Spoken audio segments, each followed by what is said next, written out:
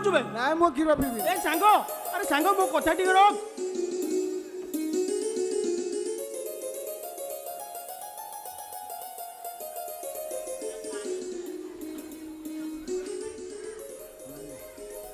ए सांग मु देखुछु तू बहुत गपुछु तू जानिछु ना तो देहरु केते ब्लड जाईची डॉक्टर कहिछिन सकाळे आ संध्या रे खीरे रे प्रोटीन गोले की पीउ बोली ए नेलु नेलु नेलु पी देलु ତୁ ମୋ କଥା ରଖିବୁ ତ तू पीबू तो ତୁ ମୋ କଥା ରଖିବୁ ତ तू पीबू तो ଓ ହଁ ପିଇବି अबे सांग तू सतर किछि बोली रुबे ए नेलु नेलु खीर टिको को पी देलु 50-50 50-50 अबे सांग तो हीरोइन आसी गला बे ए देख देख तो हीरोइन गुटी के देख कौन गोटे गिलास क्षीर को दी जण पी पारलंती ଆରେ ଆମ ଦି ଜଣଙ୍କ ସେୟାର ରେ ତମର ବି ସେୟାର ଅଛି ନା ନାଇଁ ନିଅ ନିଅ ବାକି ତକ କ୍ଷୀରଟା ତମେ ପିଇ ଦିଅ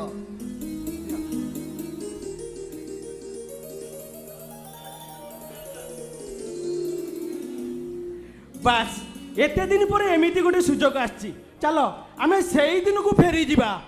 ଚାଲ ନିଶ୍ଚୟ ଫେରିବା ए सांग मो घरे जो पुराना बाइकटा अछि हाँ तू चलेइबू मु बसिबी आ गीता बसिबो ଠିକ ଅଛି हां बसी बजे हेले गाड़ी 40 रो अधिक जबनी ଓକେ आउ से गीतटा କୋଟି କୋଟି ଡବଲ କୋଟି कटी कटी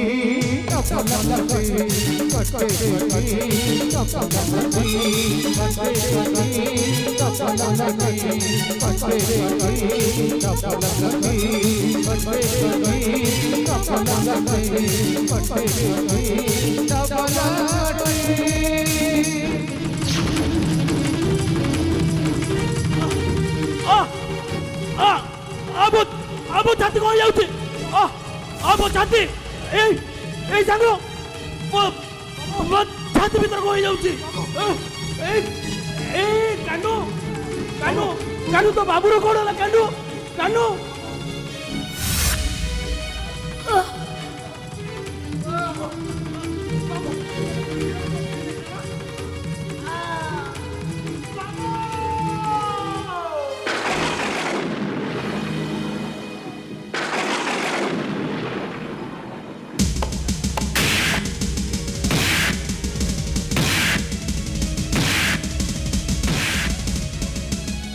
थाना बिचाले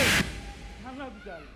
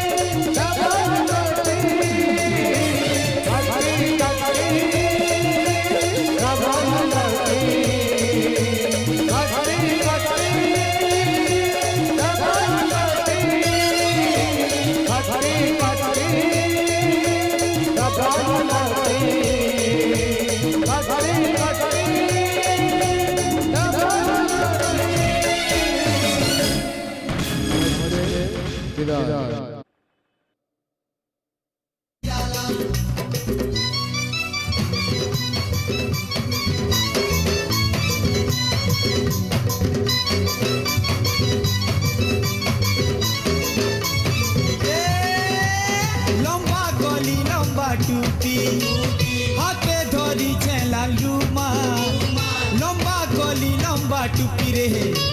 হাতে ধরিছে লাল রুমাল হিরো হীরালাল মুই হিরো হীরালাল হিরো হীরালাল মুই হিরো হীরালাল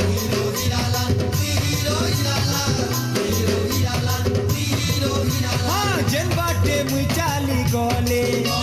मोर पछे केते दीवानी